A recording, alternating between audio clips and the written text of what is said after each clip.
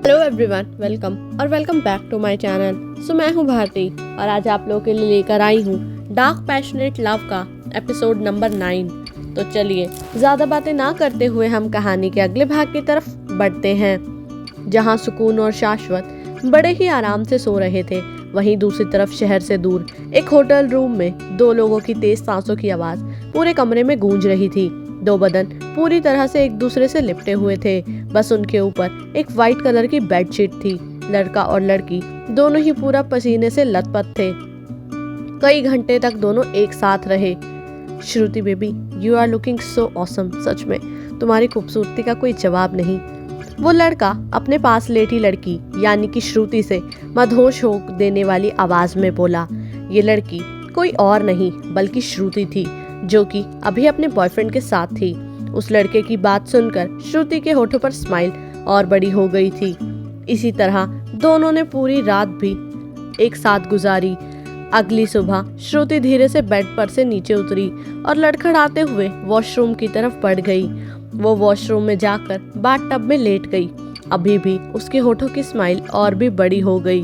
वो मुस्कुराते हुए बोली, देखो ना तुम्हारे लिए मैं क्या कर रही हूँ। आफ्टर ऑल तुम्हें पाने के लिए मुझे ये तो करना ही था। अब जल्दी ही मेरे पेट में बच्चा आएगा जिसे मैं तुम्हारा बेबी बताऊंगी, शाश्वत सिंघानिया। फिर हम दोनों को कभी कोई अलग नहीं कर पाएगा और ना ही मैं तुम्हें कभी खुद से दूर होने दूंगी। श्रुति अपने पेट पर हाथ फिराते हुए बोली। ये सब बोलते हुए श्रुति के होठों पर एक मक्कारी भरी हंसी थी और आंखों में शैतानी। अगली सुबह विंडो से आ रही सूरज की किरणें जब बेड पर सो रहे शाश्वत के चेहरे पर पड़ी तो वो कसमसाते हुए उठने लगा। जैसे ही शाश्वत की आंखें खुली, उसकी नजर सबसे पहले वॉल क्लॉक पर गई जिसमें सुबह के 7 बज रहे थे। टाइम देखकर शाश्वत चौंक गया। वो खुद से ही बोला, आज मुझे इतना लेट क्यों हो गया उठने में? मैं तो हर रोज 5 बजे उठ जाता हूँ। शिट, आज लेट होने के कारण मैं वर्कआउट भी नहीं कर पाऊंगा। ये सब जरूर उस लड़की के कारण हुआ है। उसी के कारण कल रात में ढंग से सो नहीं पाया और सुबह मेरी नींद नहीं खुली। ना जाने कब ये मुसीबत यहाँ से जाएगी, पर मैंने भी ठान लिया है जब तक मेरे घर से उसे मैं निकाल नहीं देता मैं यहाँ से जाऊंगा नहीं। इतना बोलकर शाश्वत बेड से नीचे उतरा और वॉशरूम की तरफ बढ़ गया। कुछ देर बाद शावर लेकर शाश्वत बाहर आया। अभी उसकी बॉडी पर सिर्फ कमर पर वाइट कलर का टॉवल लपेटा हुआ था और उसने अपने एक हाथ से दूसरे टॉवल को लिया हुआ था जिससे वो अपने बालों को सुखा रहा था। वो बालों को सुखाते हुए मिरर के सामने आया। इस वक्त उसकी बॉडी काफी ज्यादा अट्रैक्टिव लग रही थी। बालों से टपक रहे पानी की बूंदें शाश्वत के 8 पैक्स ऐप पर किसी मोती की तरह चमक रही थी। अगर कोई लड़की इस वक्त शाश्वत को देखती तो वो उसे देख पागल हो जाती। इतना दिलकश लग रहा था शाश्वत चेंजिंग रूम की तरफ बढ़ गया। कुछ देर में शाश्वत चेंजिंग रूम से बाहर आया। उसने 3 पीस सूट पहन रखा था। वो मिरर के सामने आकर अपने बालों को सेट करता है, फिर अपने हाथों में ब्रांडेड वॉच पहनकर रूम से बाहर निकल गया। वो डाइनिंग टेबल की तरफ जा रहा था कि तभी सामने से गुजर रही सुकून अपने बालों को झटकते हुए आगे बढ़ रही थी। सुकून जिसके बाल गीले थे और उनमें से पानी की बूंदें टपक रही थी, वो वहीं एक साइड खड़े होकर अपने बालों को झटक रही थी। जैसे ही वो अपने बालों को पीछे की तरफ घुमाती है, सीधा शाश्वत के चेहरे पर वो जाकर लगते हैं। शाश्वत एक पल के लिए अपनी जगह पर जम सा गया।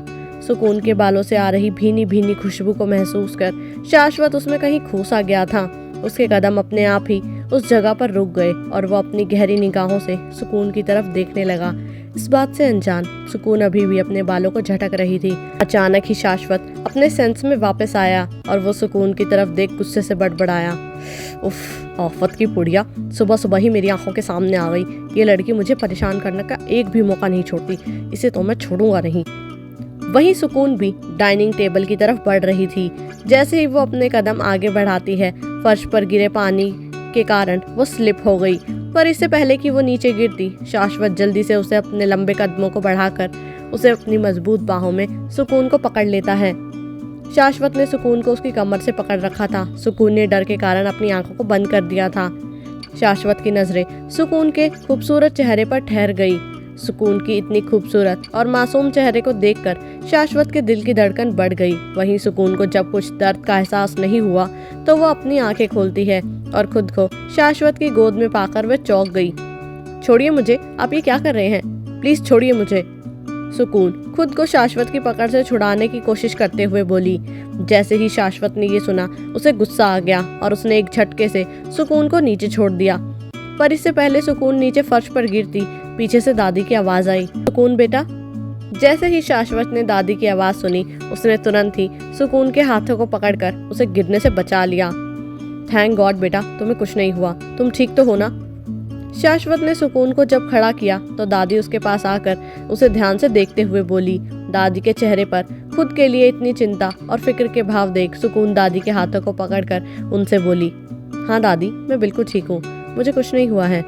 सुकून की बात सुनकर दादी खुश हो गई। इस समय शाश्वत की तीखी नजरें जो कि दादी और सुकून को घूर रही थी, वो थोड़ी तेज आवाज में बोला, ये लड़की कभी ढंग से नहीं चल सकती। पहले तो खुद अपने बालों का पानी फर्श पर गिराती है और फिर इस पर स्लिप हो गई। अगर चलना फिरना नहीं आता तो घर में एक जगह बैठी रहो, या फिर ये तुम्हारा कोई नया तरीका है मेरे करीब आने का? इस तरह जानबूझकर तुम इस समय गिरी है ना, ताकि मैं तुम्हारे पास से गुजर रहा था तो अगर तुम गिरती तो मैं तुम्हें उठा लेता, है ना? लेकिन मैं तुम्हारी चालाकी को समझ रहा हूँ, समझी? शाश्वत गुस्से से सुकून की तरफ देख उसे घूरते हुए बोला। वहीं दादी ने जब ये सुना तो उसे उस पर गुस्सा आ गया। उन्होंने शाश्वत की तरफ देखकर थोड़ी तेज आवाज में कहा, शाश्वत, मैंने तुमसे कितनी बार कहा है इस तरह से बच्ची से बर्ताव मत करो, और अगर तुम्हें इतनी प्रॉब्लम है तो तुम जा सकते हो। पर दादी, मैं जो बोल रहा हूँ सही बोल रहा हूँ।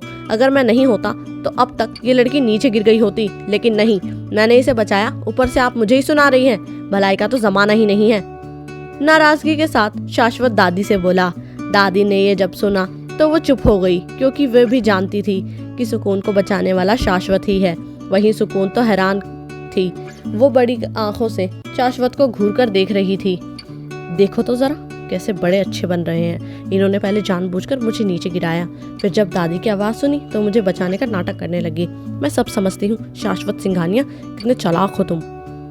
सुकून अपने मन ही मन शाश्वत की तरफ घूर कर देखते हुए बोली। वहीं सुकून की तरफ देख शाश्वत के होठों पर एक तिरछी स्माइल आ गई। वो उसे एक लुक देता है जैसे कह रहा हो, देखा, ये होता है चालाकी। तुम शाश्वत सिंघानिया से कभी नहीं जीत सकती। जहाँ से तुम्हारी सोच खत्म होती है वहीं से मेरी सोच स्टार्ट होती है, मिस व्हाटएवर। शाश्वत सुकून को इस तरह देखते हुए सीधे डाइनिंग टेबल की तरफ बढ़ गया। कुछ देर बाद दादी भी सुकून के साथ डाइनिंग टेबल पर आई। अब तीनों लोग बैठकर डाइनिंग टेबल पर नाश्ता कर रहे थे। आज भी दादी जी ने सुकून के पसंद की डिशेस बनवाई थी। इसके साथ ही साथ उन्होंने शाश्वत की पसंद की कुछ डिशेस भी बनवाए थे। सभी लोग चुपचाप बैठकर नाश्ता कर रहे थे कि अचानक ही सुकून को अपने सामने रखा नाश्ता अच्छा नहीं लग रहा था। क्या हुआ बेटा, आप खा क्यों नहीं रहे हो? आपको तो ये सब पसंद है ना? दादी सुकून की तरफ देखकर बड़े प्यार से बोली। जी दादी, मुझे पसंद तो ये सब है, पर फिर ना जाने क्यों आज मुझे ये सब अच्छा नहीं लग रहा। मुझे तो गोभी की सब्जी बहुत पसंद है, लेकिन इसकी स्मेल आज मुझसे बर्दाश्त नहीं हो रही। दादी सुकून की तरफ अजीब नजरों से देखती है। सुकून का चेहरा पहले से थोड़ा बदला लग रहा था, उसके चेहरे पर थोड़ा ग्लो था। दादी उसे इग्नोर करते हुए सुकून से बोली, अच्छा तो आप इसे छोड़ो, आप ये खा लो। इतना बोलकर उन्होंने पनीर की सब्जी सुकून की तरफ बढ़ाई। सुकून चुपचाप से खा रही थी, पर जैसे ही उसने एक पराठा खत्म किया उसे वॉमिटिंग सा महसूस होने लगा। वो जल्दी से चेयर से उठी और अपने मुंह पर हाथ रख वॉशरूम की तरफ भागने लगी। दादी जी की नजरें सुकून पर थी। वो सुकून को इस तरह जाते हुए देख चौंक गई। सुकून की हालत को देखकर और वो धीरे से बोली, कहीं मैं जो सोच रही हूँ वो सच तो नहीं? सुकून को देखकर ऐसा भी क्या सोच रही हैं दादी, जिनकी उन्हें सच होने की आशंका लग रही है? आगे इस कहानी में क्या होगा जानने के लिए सुनते रहिए डार्क पैशनेट लव मेरे यानी भारती के साथ। उम्मीद करती हूँ कि आप लोग को ये एपिसोड जो है वो पसंद आया होगा। अगर आप लोग को ये एपिसोड पसंद आया तो वीडियो को लाइक करना, चैनल को सब्सक्राइब करना बिल्कुल भी ना भूलिएगा। बाकी जब तक नेक्स्ट एपिसोड आता है तब तक के लिए बाय एंड टेक केयर।